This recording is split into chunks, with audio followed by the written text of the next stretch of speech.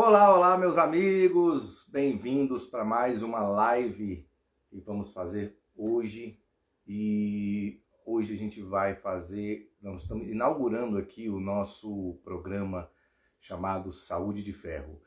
Então eu convidei e estou convidando um especialista em cada pilar da saúde para falar de cada um dos pilares, para que a gente possa começar essa abordagem hoje, que vai ser bem interessante.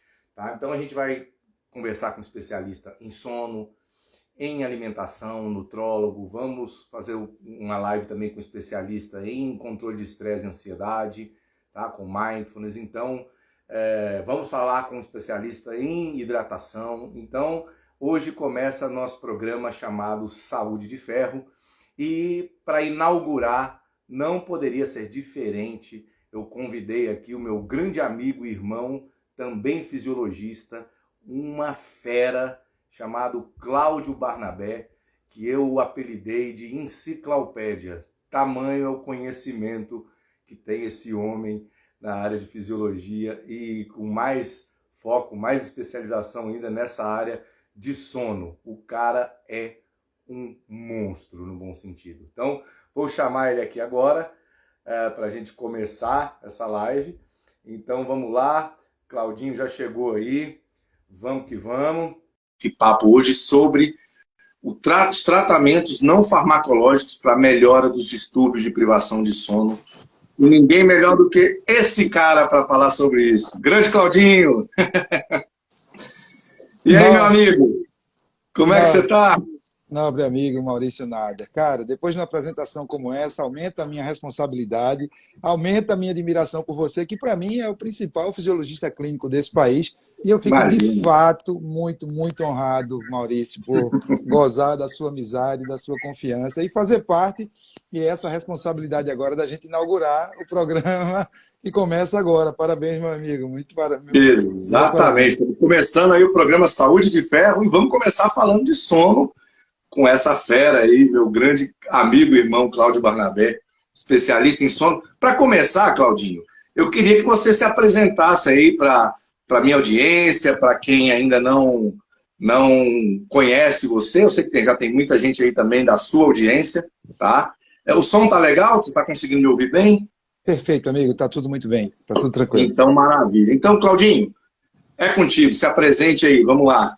Maurício Nader, querido, e para a sua audiência, eu sou profissional de educação física, especializado em fisiologia clínica do exercício.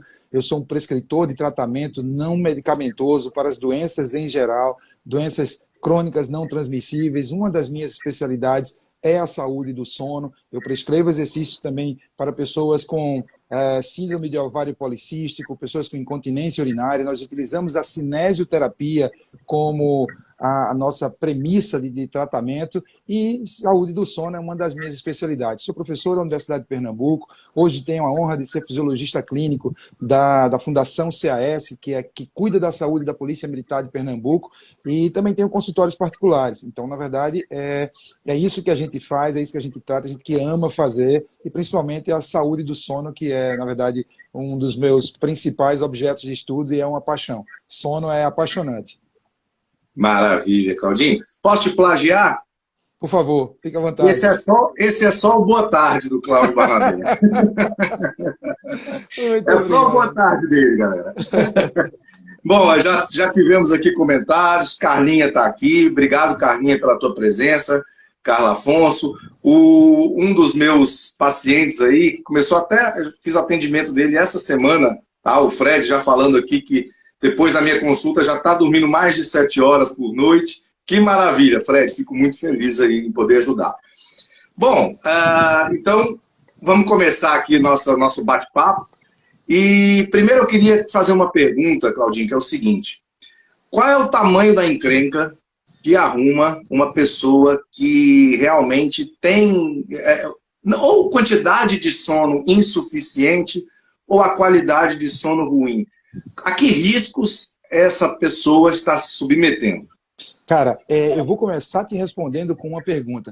Eu queria perguntar para toda a nossa audiência qual foi a última vez que você dormiu e acordou se sentindo plenamente descansado. Qual foi a última vez que você saiu da cama e não pensou em voltar para a cama? Ah, eu gostaria de dormir um pouco mais, ou fica ali no soneca, dando mais intervalo de despertador. Então, Maurício, o tamanho da encrenca é que 30% das pessoas no mundo apresentam algum distúrbio do sono, alguma apneia obstrutiva do sono, alguma parassônia, e é parassônia mesmo o termo, porque vem de insônia.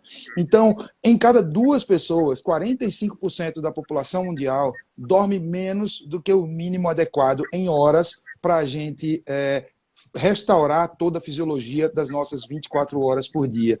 E te digo por quê. Por que desses números? O tamanho da bronca é que existem mais de 80 doenças catalogadas relacionadas a um sono de má qualidade. Eu posso destacar aqui rapidamente 10 casos extremamente importantes. Segura comigo. Acidente vascular cerebral, hipertensão arterial, hipertensão pulmonar, hipertrofia cardíaca e eventual arritmia. Obesidade, gengivite, glaucoma, distúrbios de ATM, articulação temporomandibular, dor, apertamento, ranger dos dentes. Mas se nada disso até agora convenceu a nossa audiência que está aqui nos ouvindo, também causa impotência sexual. Então, um dos maiores especialistas no sono, o Matt Walker, na sua última apresentação na TED Talk, TEDx Talk, ele mostra que indivíduos adultos, homens, que dormem menos de que 5 horas por noite, têm os testículos diminuídos em até 35% a 40%. E dormir menos de 4 horas por noite, esse indivíduo tem a quantidade de testosterona menor do que pessoas 10 anos mais novas. É como se ele tivesse uma idade 10 anos mais velhas. Então, o tamanho da encrenca, quando a gente não leva em consideração um sono de qualidade, e muitas vezes o paciente é assintomático com relação a uma clareza com relação, ele não tem distúrbios tão exuberantes, porque, por exemplo, é muito florido quando você tem um paciente que tem alteração de humor, cansaço, sonolência diurna, ele tem muita dificuldade de tomar uma decisão. Então, isso é muito latente, eu usei o termo, é muito florido, é muito exuberante. Mas você tem indivíduos com distúrbios do sono, porém, não tem uma clínica tão significativa. Então, o que é importante? O mundo moderno, a gente aprendeu a negligenciar o sono. Durante muito tempo, a gente acreditava que o sono era um estado de inércia e que se eu fosse capaz de vencer o sono, eu seria capaz de ser mais produtivo. Então, existe um secto de gente, blogueiro, falando balela, dizendo como ser mais produtivo, dormindo menos, durma menos e produza mais. E aquela célebre frase que é uma balela sem precedente, que é trabalhe enquanto eles dormem. E, na verdade, você fez uma postagem brilhante. Trabalhe enquanto eles dormem e tenha Alzheimer, hipertensão, diabetes, doença cardíaca, mal de Parkinson, e aí vai. Ou seja, na verdade, o sono é caracterizado como um estado de semiconsciência que faz parte do ciclo sono-vigília, do nosso ciclo circadiano, que tem esse nome porque é cerca de 24 horas. Então, na verdade, hoje nós não temos uma necessidade de sono, porque assim, se eu dormir menos, eu posso ser mais produtivo. Muitíssimo pelo contrário. Bilhões de dólares são perdidos anualmente por executivos, CEOs, que trocam as boas horas de qualidade de sono por tentar ser mais produtivo e tomam piores decisões executivas, isso sem falar no que a gente daqui a pouco vai desenvolver mais, que é na questão fisiológica. Então, esse é mais ou menos, Maurício Nader, o tamanho da bronca de quando a gente negligencia o sono. E te digo mais, tem muita gente tentando equilibrar a perda de peso e sentindo uma frustração significativa porque simplesmente não consegue corrigir o seu sono e ainda nem sabe, ele tem um estado de inconsciência inconsciente. Ele não sabe que não emagrece porque tem um sono de má qualidade. Então é para isso que a gente tem trazido, a gente vem para cá trazer informação para a população de qualidade.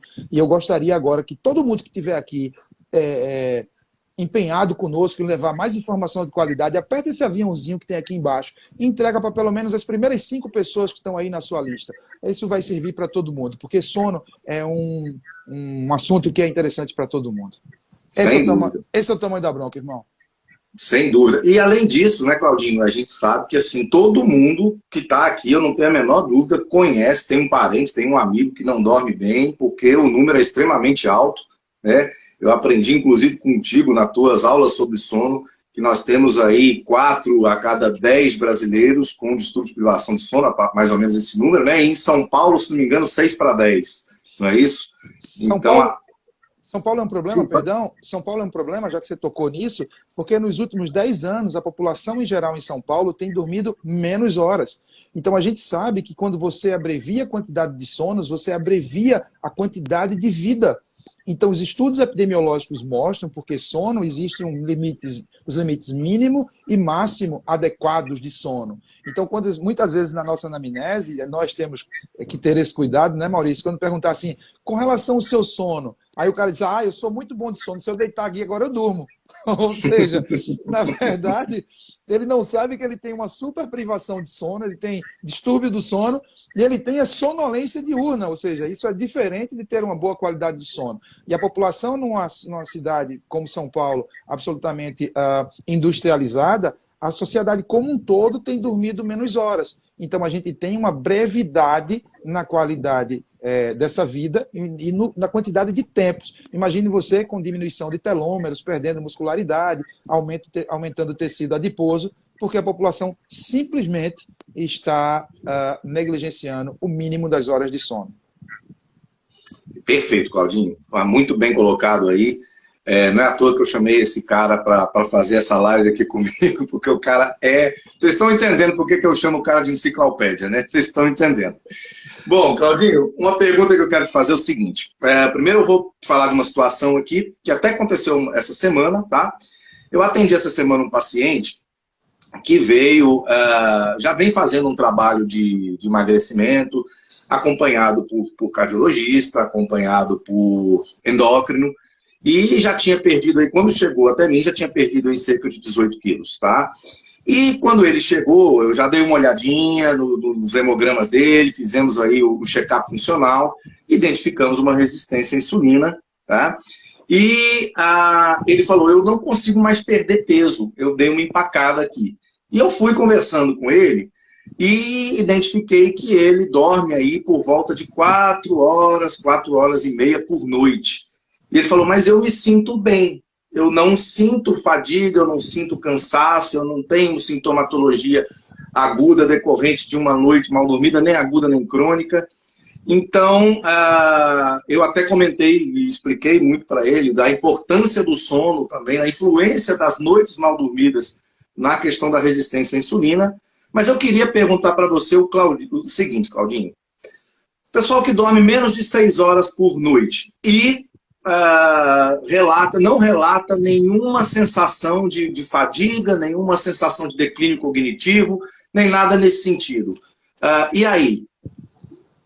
Como é que a gente trabalha com essa pessoa? Essa pessoa realmente, 5 horas para ela pode ser suficiente ou 5 horas de sono não é suficiente para ninguém? Vamos lá, irmão. A literatura mostra, principalmente um órgão internacional chamado National Sleep Foundation, ele mostra que, por faixas etárias, quais os limites mínimos e máximos de sono e o que deveria ser adequado, pode ser adequado. Então, a feito de grande população agora das nossas pessoas, de 18 aos 64 anos, é importante que os indivíduos durmam 8 horas. O ser humano nasceu para dormir 8 horas. Existe uma variação entre 7 e 9 horas, e a partir dos 60 e 55 anos, ali de 7 a 8 horas. Agora, pode ser adequado o mínimo de 5 horas. Existem essas pessoas, antigamente a literatura chamava isso de pequenos dormidores. O que se sabe é que, embora existam pequenos dormidores, aqueles que dormem 5 horas e se sentem intactos, rígidos, saudáveis, o que a epidemiologia mostra em estudos de coorte é que essas pessoas têm brevidade na vida.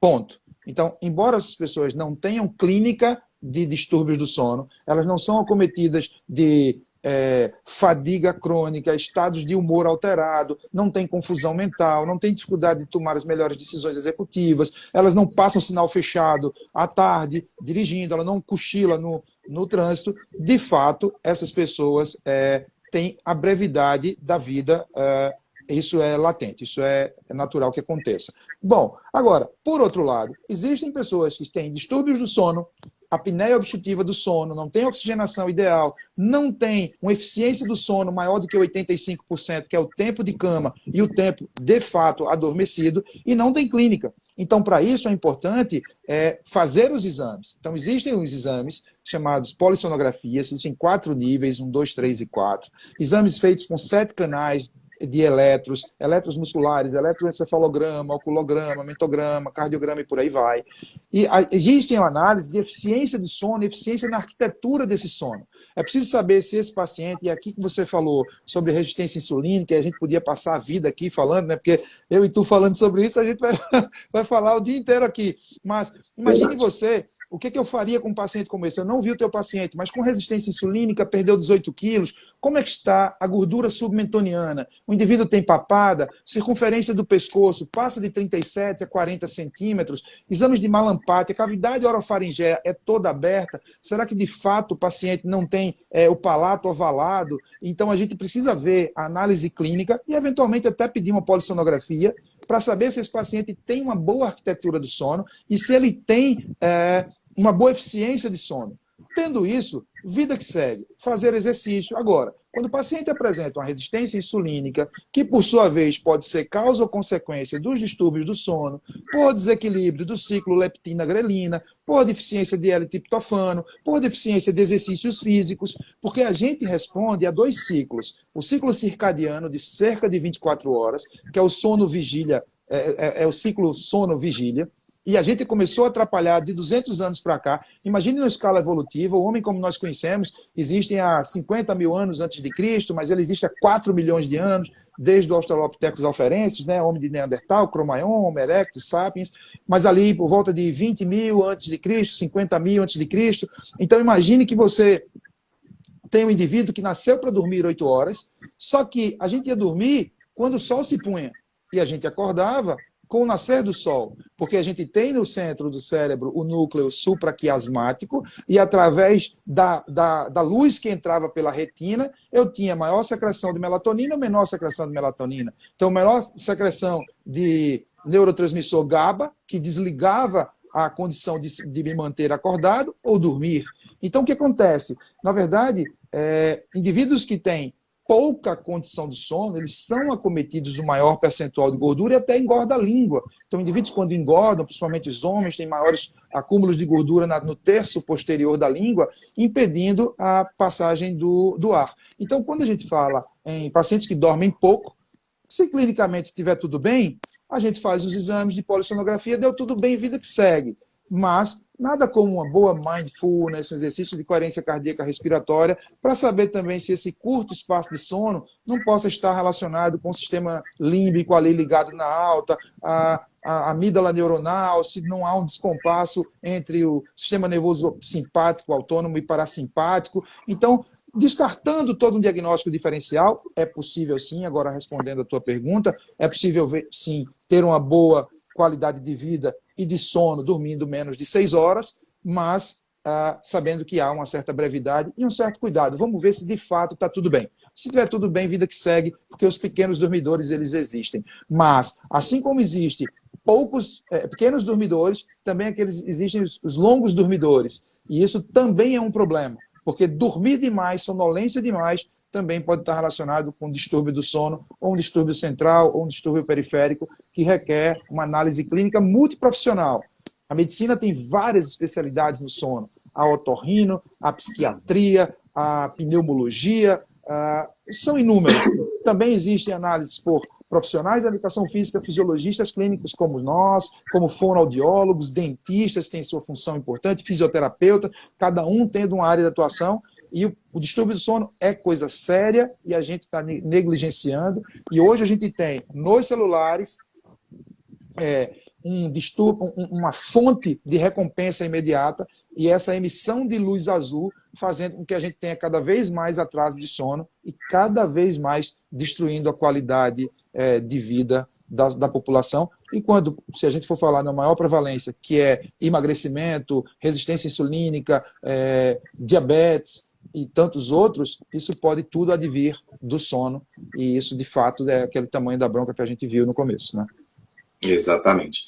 É muito importante falar sobre esse assunto, Claudinho, porque, como você falou, e eu fiz até essa postagem hoje lá no Instagram, as pessoas, muitas vezes, não levam muito em consideração o tamanho da importância do sono, não só para a saúde, mas assim, para a saúde principalmente, mas muitas vezes até quem está buscando um resultado estético, quando dorme melhor, vai ter melhores resultados, sem dúvida nenhuma. E aí você explicou muito bem, você falou da questão da grelina e leptina, dos moduladores de saciedade, então isso também é muito importante. Além do que, esses pequenos dormidores, que você comentou muito bem, são exceção da regra. Primeiramente é importante que a gente deixe muito claro, né? Não é a regra, é a exceção, tá? Mas além disso, a pessoa pode até não apresentar nenhuma sintomatologia, mas é importante você investigar através de hemogramas, através de check-up funcional, porque muitas vezes ele é, vamos dizer assim, um pequeno dormidor assintomático em termos de sintomas mais agudos,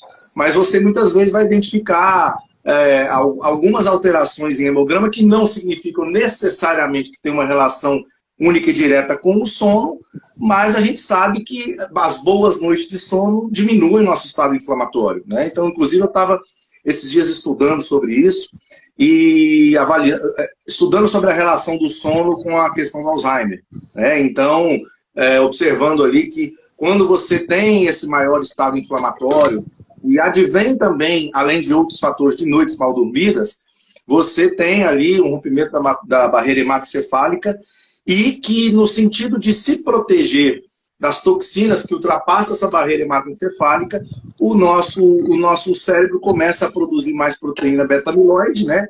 E no sentido de se defender dessas toxinas. Mas esse excesso de produção de beta-amiloide vai causando um certo bloqueio das sinapses, e isso, consequentemente, durante os anos, vai te aumentando o risco de desenvolver um Alzheimer. Então, quase sempre é assim, né, Claudinho? O nosso organismo, a questão inflamatória é assim também. O nosso organismo buscando se defender de agentes agressores de uma forma repetida e crônica, vamos dizer assim, esse acúmulo, né? No caso, eu falei de beta-amiloide, mas citocinas anti-inflamatórias que no primeiro momento têm o objetivo de te defender, acabam justamente gerando outras doenças. Então, a gente tem que ter essa consciência, porque por mais que a pessoa durma pouco e muitas vezes não tenha um sintoma claro no dia seguinte, mas é importante ela estar acompanhando esses marcadores, né? Porque a gente sabe a influência que o sono tem em marcadores inflamatórios, enfim. Embora não tenha uma relação direta, você não vai olhar ali e vai falar é sono, mas é muito importante deixar isso claro, né, para que as pessoas tenham esse cuidado, né? Quando a gente começa a falar dos riscos que tem de dormir pouco, então o que acontece? As pessoas realmente começam a dar mais importância para isso, tá? Então, enfim, vai desde Alzheimer até atrofia de testículo, né, por conta de queda de produção de testosterona. Então isso é bem importante e, enfim... Outra coisa que eu acho importante que a gente comece a salientar aqui agora, Claudinho, a gente já está chegando mais ou menos no meio da live, e estamos falando aí dos problemas, dos pepinos, de tudo que pode aí acarretar risco aí com relação às noites mal dormidas. E agora vamos começar a entrar no assunto de como a gente pode solucionar isso, que é o tema da live, tá? Com ações não farmacológicas, tá? E para começar, já é importante que a gente saliente aqui que basicamente, né, Claudinho, os benzodiazepínicos, os medicamentos para que a gente induza sono, eles normalmente só induzem o sono, mas não melhoram a capacidade reparadora do sono. Então eu queria que você começasse a falar para a gente aí como as pessoas aí que estão assistindo nossa live, nossa audiência, que estão convidando pessoas, possam trabalhar, como é que eles podem fazer para melhorar essas noites de sono sem uso de fármaco. Vamos lá. Deixa eu ver se eu me lembro de tudo, porque eu começo a me empolgar com a tua inteligência aqui e eu queria parabenizá-lo por essa brilhante exposição com relação à secreção e remoção de beta-amiloide, que de fato a ciência hoje está muito preocupada com relação ao Alzheimer e a gente sabe que tem uma relação importantíssima. Maior produção de beta-amiloide com menor remoção, e isso pode levar, de fato, ao Alzheimer. Com relação ao tratamento não farmacológico, com relação ao sono, é extremamente importante entender que existe um padrão ouro para distúrbios do sono, da apneia obstrutiva, por impedimentos mecânicos, que é o CPAP. E aqui uma colega já fez uma observação que a mãe vai precisar de CPAP, até a mãe de uma paciente minha, que eu cheguei a ver a polissonografia com alguns efeitos ali de positividade para ineficiência de sono, apneia obstrutiva, etc. Já tem uma boa indicação. O padrão ouro, de fato, é o CPAP. Porém, para a insônia, por exemplo, o padrão ouro não é um tratamento medicamentoso. Quando você fala muito bem aí com relação aos benzodiazepínicos, e aí eu também estendo para os hipnóticos e os GABAérgicos, que conseguem fazer com que o sistema nervoso diminua essa produção de catecolaminas e que mantém a gente ativado. Para você ter ideia, para a insônia, o padrão ouro é TCC, terapia cognitivo-comportamental para a insônia. Também é recomendado o mindfulness, exercícios de coerência cardíaca respiratória. Eu vou falar daqui a pouco, deixa eu só fazer um parêntese aqui, que eu me lembrei de uma coisa importante. Na verdade, existe uma coorte bem interessante que pegou 100 países no mundo inteiro e mostrou que desses 100 países, 97 dormem mais do que a gente, do que nós brasileiros. A gente só dorme menos do que Singapura e Japão. A gente está dormindo por volta de 7 horas e 36, em média, e lá em Singapura 7h24, no Japão 7h30. Só para você ter ideia do tamanho da bronca que é dormir pouco, em 97 países a gente tem dormido menos. Com relação à questão que você falou sobre os tratamentos não medicamentosos, quando eu penso e aqui é preciso separar, quais são os distúrbios do sono, e agora os mais comuns. Quando você não é incapaz de lembrar quando foi que você teve um sono descansado, reparador, que sonhou e acordou disposto, isso epidemiologicamente é mais comum que você esteja no grupo da insônia, daquele que parece um filme de terror, quando apaga as luzes à noite, começa um monte de zumbi, estima-se que 1 bilhão de pessoas hoje não está conseguindo dormir e está rolando ali na cama. Então, o que acontece? Existem várias frentes que precisam ser atuadas. Então, uma das principais é saber o diagnóstico. Então, se o paciente faz uma polissonografia, ou ele tem fenótipo ou clínica de obesidade, e você agora que está nos assistindo, se o seu IMC for acima de 30, obesidade grau 1, você pega o seu peso, divide pela sua altura em metros ao quadrado, se der acima de 30, já é um fator predisponente. Se você é homem, acima de 50 anos, ou seja, a gente não pode mexer nessas variáveis, nem idade, nem sexo. Outra coisa importante, estima-se que a faringe masculina ela é maior, tanto a nasofaringe, a orofaringe e a hipofaringe. Então, você tem uma área mais colapsável, ela pode travar. Então, você pode ter exercícios como a fonoterapia, a fonoaudiologia, chama-se TMO, terapia mioorofuncional, que pode aumentar o tônus e facilitar a passagem do ar. Existe ainda, para pacientes que têm uma disfunção anátomo-fisiológica, como uma diminuição de maxilas, ou uma retrognatia, aquele queixo de face curta, ou um retrognata, como o Noel Rosa, que tem aquele queixo pequeno para trás, que pode-se utilizar o aparelho intraoral feito por dentistas para corrigir, ou indivíduos que têm a língua muito grande ou que engordaram. Então, é preciso uma análise fenotípica e, para todos esses casos, a indicação dos exercícios físicos sistematizados de leve a moderado. Um substrato importante do exercício físico é a adenosina. Essa adenosina ela é uma indutora da melatonina que vai fazer com que você tenha indução do sono. E o grande contrarregulador da adenosina significa cafeína. Que quantos de nós está ouvindo essa live agora ou vai ouvir a posteriori e precisa tomar um café para se manter acordado? Por que isso acontece? Porque os sítios de absorção, os sítios de ligação do sono da adenosina são os mesmos sítios de ligação da cafeína. Então, a cafeína inibe a absorção da adenosina, que aumentaria o ciclo S, a pressão homeostática ou a pressão de sono durante o dia. Então, acrescentando e até enriquecendo um pouco mais a resposta do tratamento não medicamentoso, para os pacientes insones, é extremamente importante que nós levemos sol durante o dia, de preferência nas palmas das mãos, nas plantas dos pés e pelos olhos, numa área que o sol seja suportável, não olhar direto para o sol, porque a gente precisa sinalizar para o cérebro que ali eu preciso inibir a secreção de melatonina. Para os pacientes insones, urge fazer nós chamamos terapeuticamente de restrição de sono. O paciente não deve fazer aqueles pequenos cochilos, e aí vem aquela pergunta da audiência agora, né, Cláudio? O cochilo, ele é saudável? O cochilo, ele é saudável se ele não durar mais do que 20 minutos, e algumas culturas até fazem esse cochilo, que é a sesta, né, depois de uma refeição pesada, porque vem ali, depois da refeição pesada, uma secreção maior de triptofano, que nós chamamos de alcalose pós-prandial. Então, algumas culturas têm aquela sonolênciazinha ali. Então, se ela não passar de 20 minutos, não vai ter nenhum problema. Mas, para o paciente insone, se faz restrição de sono para aumentar a pressão de sono à noite. São 14 horas. Urge que o paciente não use nenhuma fonte de iluminação azul. E aí eu estou levando todas as telas. Computadores, computadores, tablets, televisões e celulares. Então, o que acontece? Se eu fosse arquiteto hoje, eu ia me especializar em saúde do sono e eu não colocaria televisão nos quartos das pessoas.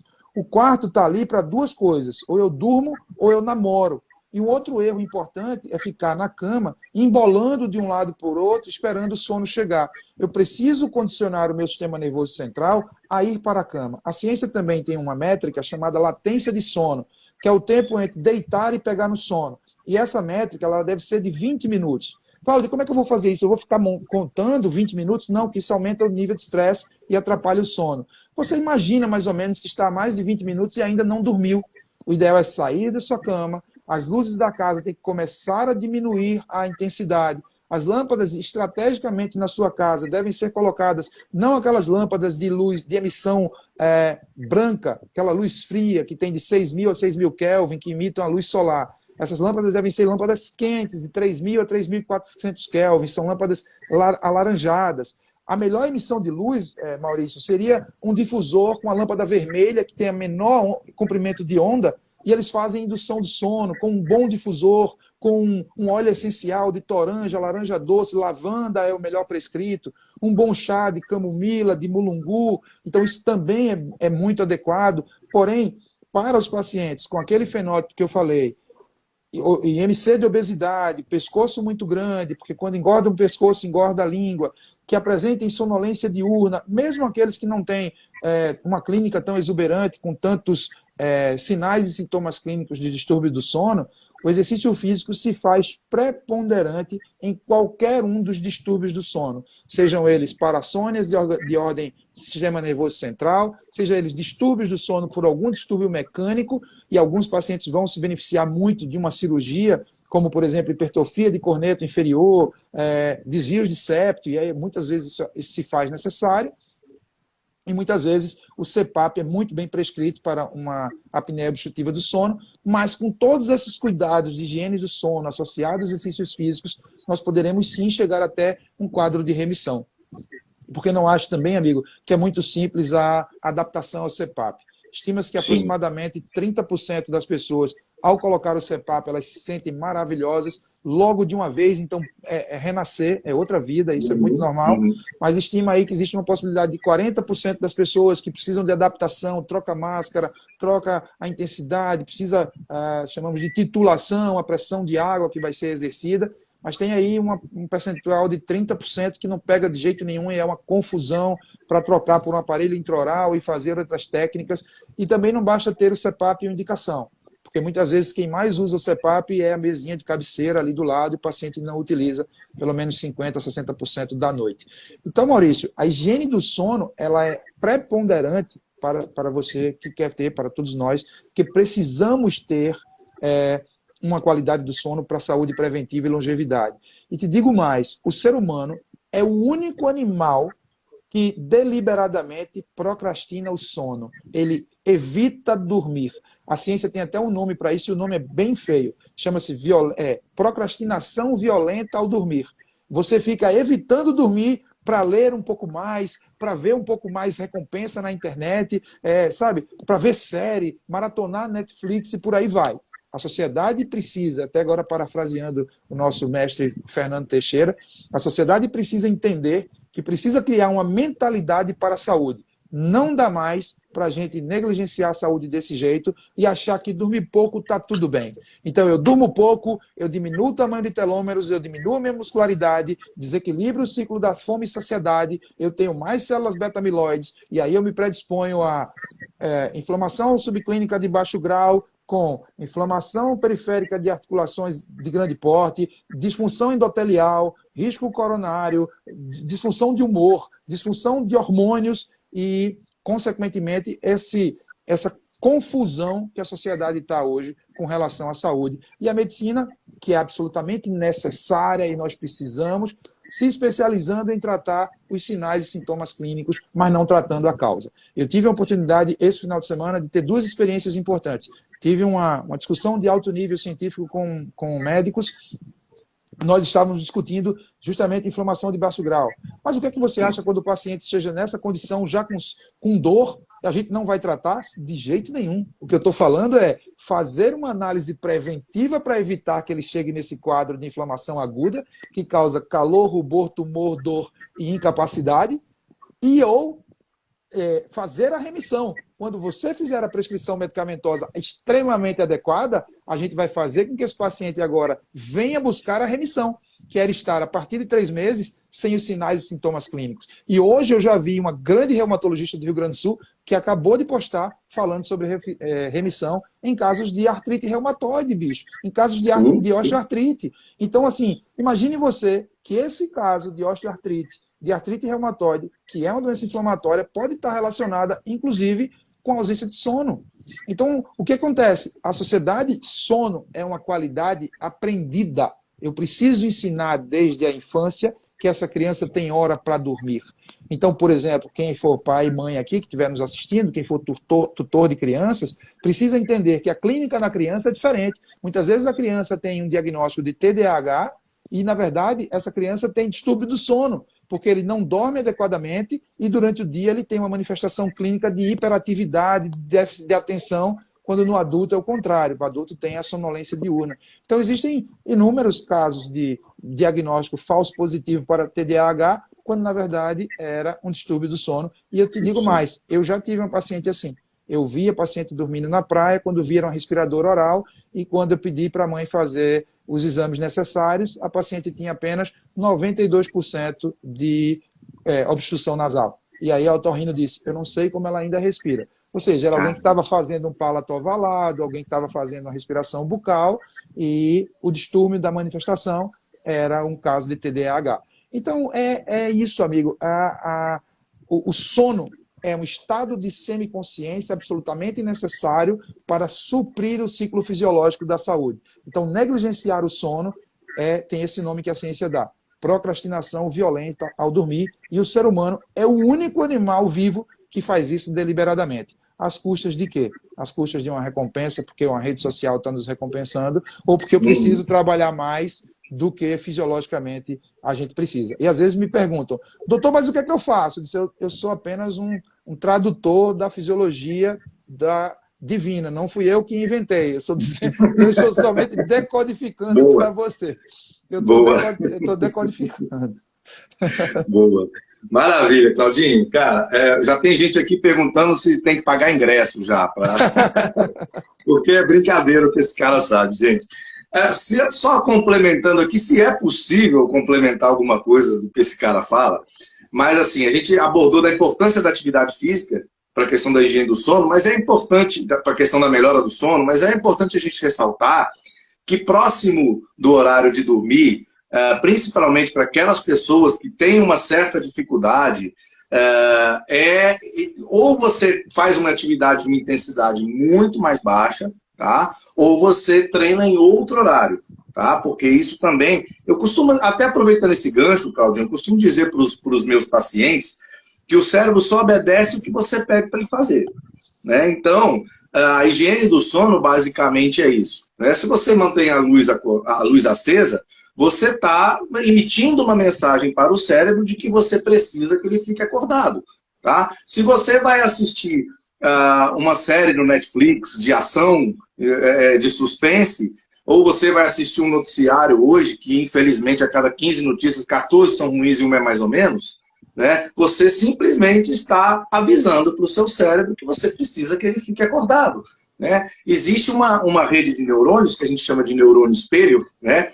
Que é a rede de neurônio que te conecta com tudo que você está presenciando. Então você vai assistir uma série no Netflix que foi feita para você nunca parar de ver, né? Porque você acaba um capítulo, eu vou ver outro, eu vou ver outro, eu vou ver outro.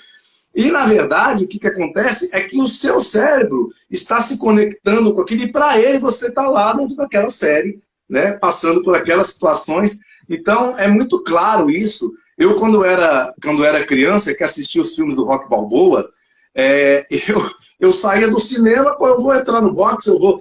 Tamanha é a influência do neurônio espelho no nosso sentimento, na nossa emoção, tá? Então, o seu cérebro só te obedece. A gente precisa entender isso.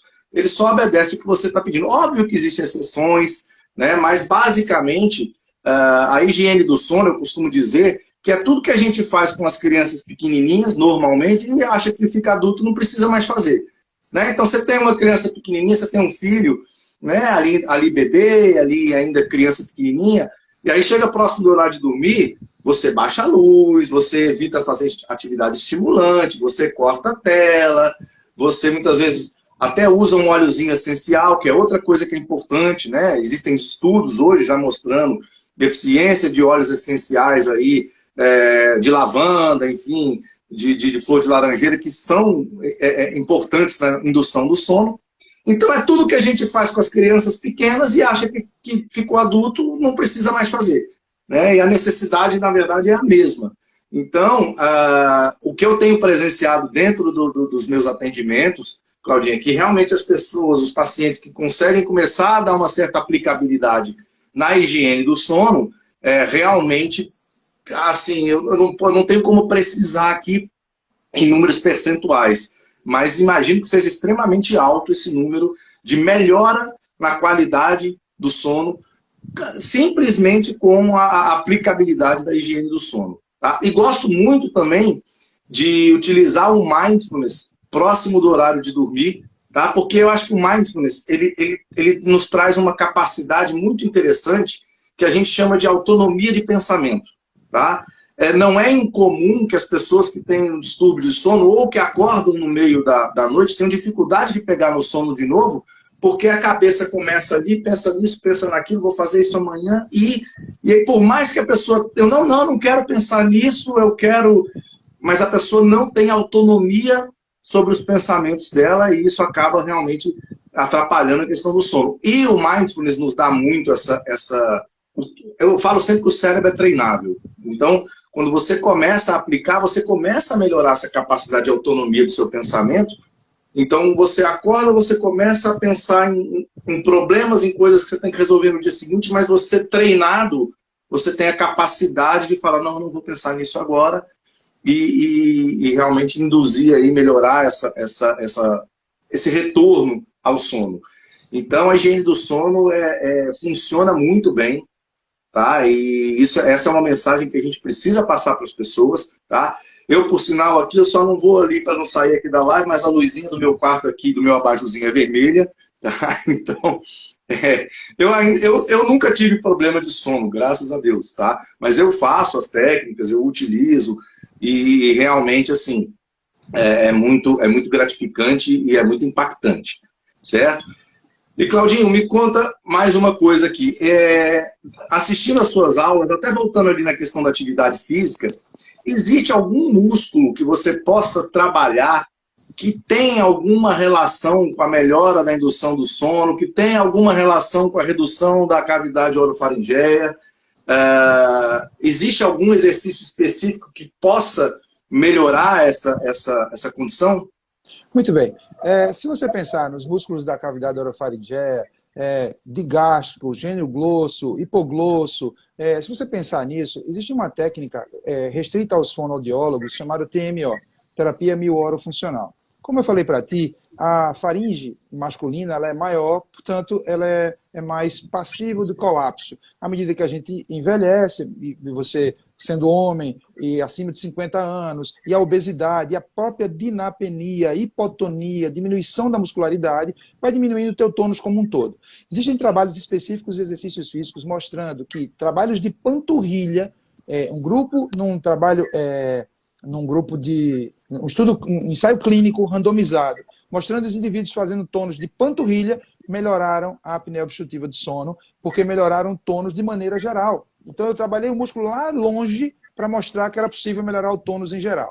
De forma terapêutica, os fonoaudiólogos são excelentes nesse tratamento da TMO, quando os indivíduos fazem associados a outras técnicas. Por exemplo, imagine você, um indivíduo com uma hipotonia, com uma dinapenia, que é diagnosticada por nós, fisiologistas, no nosso consultório. Então, a gente entende que o paciente tem gordura submentoniana, tem dinapenia, ou está em processo de sarcopenia, e ele apresenta uma apneia obstrutiva do sono. Então, o médico prescreve o CPAP. Associado a isso, o paciente faz a TMO e nós fazemos um trabalho de exercício como um todo que tem duas frentes importantes. A primeira é aumentar a pressão de sono, o ciclo S, a pressão homeostática, com consequente secreção de adenosina e com isso induzir o sono e também com consequente emagrecimento, com perda de peso. Então, os exercícios físicos eles vão entrar em todas as fases nessa condição. Então, quando você me faz essa pergunta, a gente precisa diferenciar o que é distúrbio do sono com relação a distúrbio obstrutivo do sono, que causa apneia, que causa menor oxigenação do corpo como um todo, e a gente também precisa discernir o que é a insônia. Porque, por exemplo, quando você começou a pergunta, eu pensei, poxa, músculo não, mas eu tenho um nervo aí, que tal treinar o nervo vago, e aí através do mindfulness, da coerência cardíaca respiratória, através de movimentos inspiratórios abdominais, através de movimentos de ATM, cantar, por exemplo, que eu tenho aqui, né, a inervação do trigêmeo, então eu tenho aqui o vago muito proeminente na articulação temporomandibular, por isso que quem canta os males espanta, por isso que quando eu faço o movimento de falar e cantar, eu melhoro o treinamento do parasimpático. E quando tu usas essa palavra treinamento, eu acho isso brilhante, tinha que vir de ti. Quando é que eu quero melhorar minha performance na Olimpíada? Eu treino. Quando é que eu quero ser melhor do que o meu oponente no futebol? Eu treino. Então, quando é que eu preciso melhorar para dormir? Eu treino. Eu treino diminuindo as luzes, eu treino fazendo coerência cardíaca respiratória, eu tenho mindfulness. A Carla Patrícia está citando aqui, ó, eu antes da meditação. Ou seja, já é alguém que aprendeu o que é meditação, e antes a gente achava que aquilo era coisa de bicho grilo, se abraçava com árvore e que não tinha ciência. A ciência foi para cima e descobriu, está aqui o segredo. Por que essa galera dorme bem? Por que essa galera não tem tanta ansiedade? Então, as pessoas ansiosas têm ali o sistema límbico ligado na alta, com secreção de cortisol, catecolaminas em geral, preparando a gente para luta ou fuga. Mas preparavam os nossos ancestrais para a luta ou fuga do mamute, que era gigante, peludo, com dentes de sabre, e hoje o mamute moderno é preto e cabe na palma da mão. E aí eu levo esse cara para a cama, e aí só aumenta o nível de ansiedade. Você acaba de falar isso, eu tive a oportunidade de conversar com o pessoal da linha editorial da televisão aqui local, e eu falei, gente, por que só tem desgraça?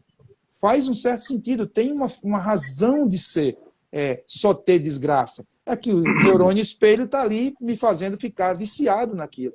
Então, hoje, essa algema eletrônica, que são os smartphones, nos fazem ficar viciados nisso, e os distúrbios de privação de sono são muito graves. É muito comum quem tem, por exemplo, 24 horas, 25 horas de sono, 24 horas de sono, e começa a se sentir como se estivesse meio bêbado.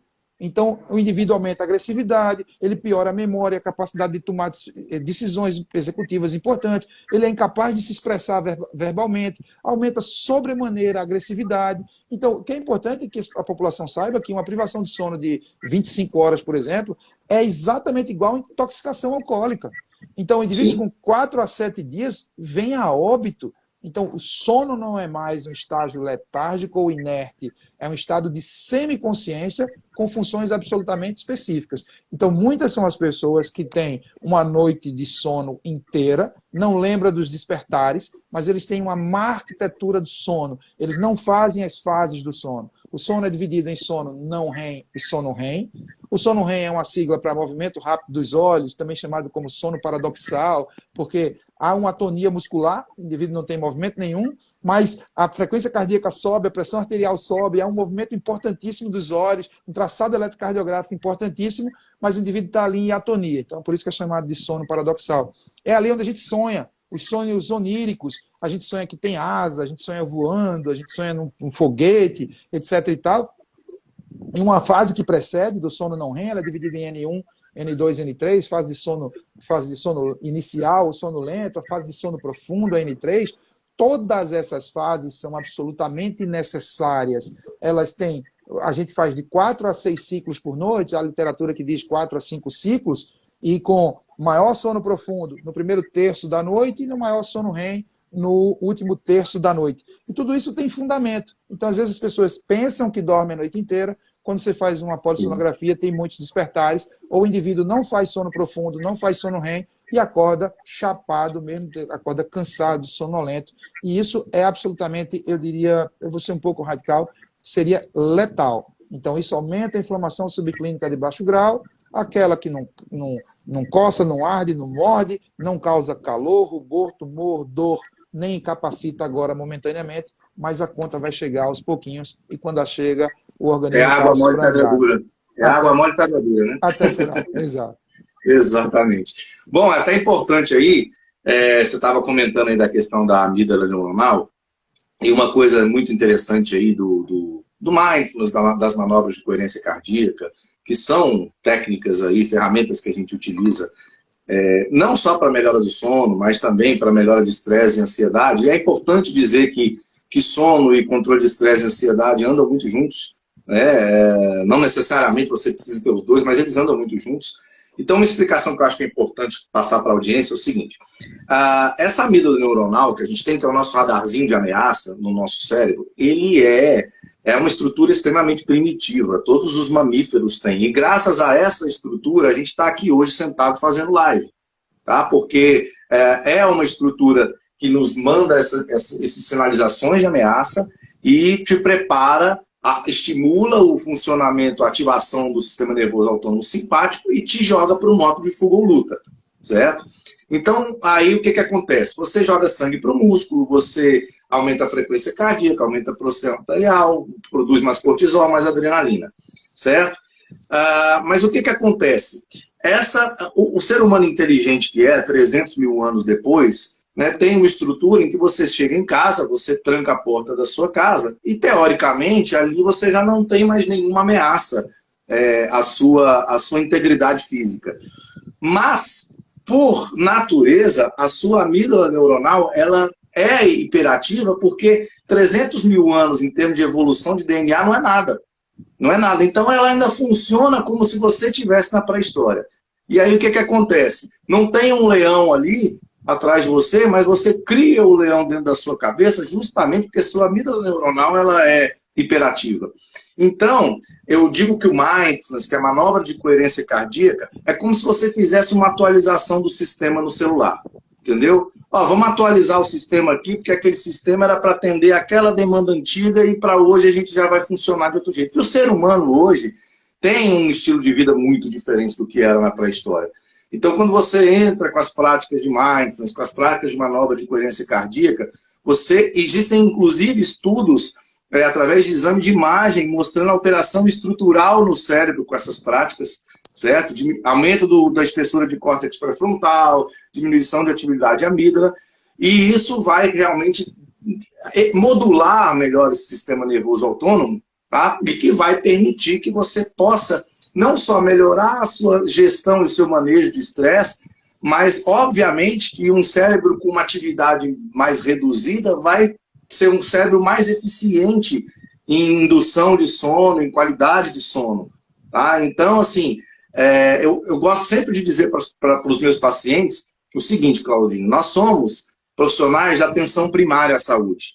Tá? Então, o nosso trabalho é preventivo. A gente trabalha para que as pessoas não precisem passar por uma atenção secundária, onde elas já começam a precisar de medicamento controlado, de acompanhamento de médico especializado. E existem ferramentas dentro da atenção primária à saúde que podem e que com certeza vão melhorar o seu sono de uma forma muito eficaz, e quando a gente não as pratica, você, de certa forma, está aumentando a possibilidade de atenções à saúde, para ir para a secundária, para ir para a terciária.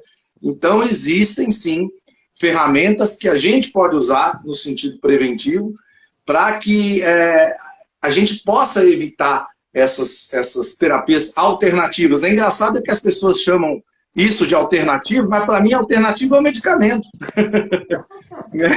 Porque essa é a nossa fisiologia, a base da nossa fisiologia. Ah, essa é uma terapia alternativa. Não.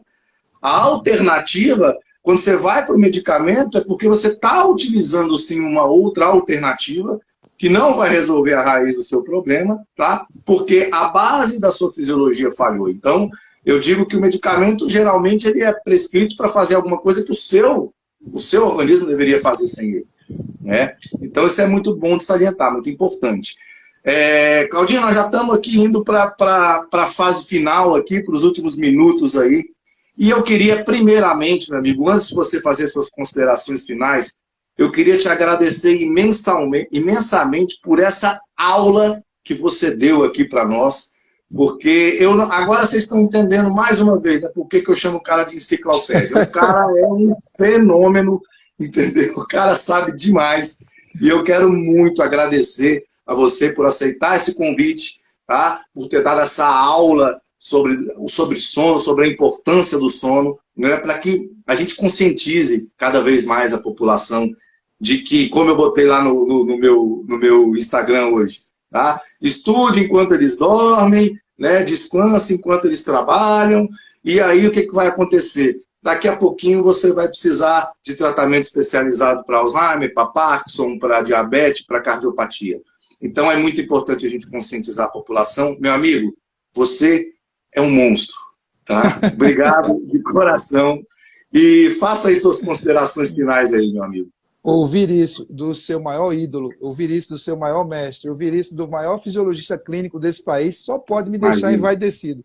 Eu tenho que fazer um exercício enorme para não ficar extremamente envaidecido com o elogio seu dessa monta. Você saibam todos que esse cara é um monstro, é o meu principal mestre e mentor. Maurício Nada é fisiologista. Meu amigo, se eu pudesse deixar uma palavra de muita alegria hoje, porque a ciência começa a ter ciência de que existem prevenção, existem técnicas preventivas.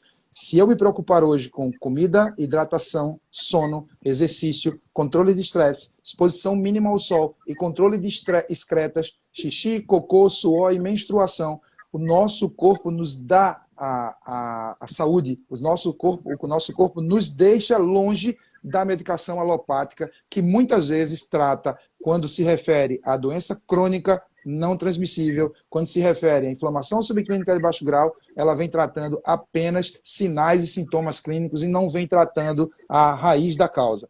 Por isso que a gente hoje tem fisiologistas clínicos da monta do Maurício Nader no Brasil inteiro. A gente tem as técnicas que de fato não são as alternativas, são as técnicas coerentes, a indústria alimentícia associada com a indústria da farmacêutica. E eu tive a oportunidade gigante esse final de semana de conversar com um farmacêutico extremamente consciente. Conversamos nesse nível e ele fez: a minha indústria não tem interesse que a sua indústria cresça. Não tem interesse de que a gente leve saúde preventiva e longevidade saudável para a população, porque eles querem pendurar a população em medicamentos. E a gente está aqui hoje para tratar e falar sobre remissão de sinais e sintomas clínicos de doenças crônicas não transmissíveis que até então eram consideradas incuráveis. A gente não está falando em cura, está falando em remissão para você ter uma longevidade saudável.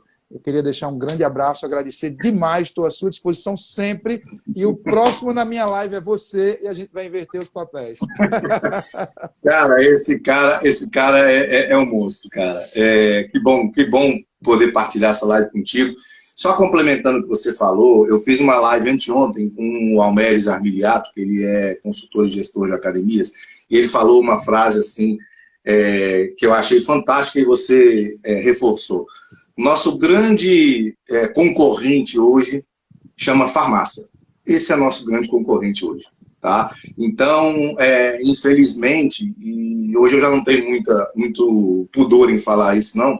Infelizmente, a indústria da doença gera muito mais rentabilidade do que a indústria da cura, tá? Da remissão. Então, assim, mas a gente precisa ter essa consciência de que se você cuida bem desses pilares que você falou aí, que é basicamente a metodologia que a gente trabalha, né, Claudinho?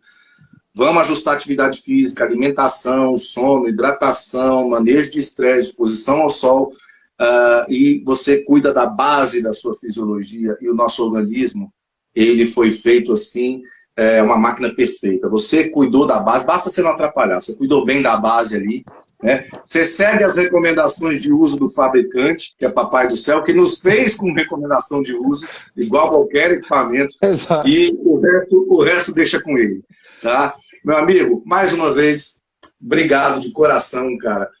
Eu sou um baita admirador do seu trabalho, um baita admirador do seu trabalho. Você, para mim, é modéstia sua quando você fala que eu sou seu mestre, é o contrário. Não é à toa, não, meu irmão. Obrigado. E tem gente aí falando, ó, voltem aqui para ajudar mais a gente, vamos voltar sim, tá? E tem gente perguntando se a live vai ficar gravada sim, tá? No meu perfil, para que vocês possam divulgar. E obrigado pela audiência de todos aí. Claudinho, tamo junto, meu amigo. Obrigado, meu irmão. Fica com Deus. Um grande abraço.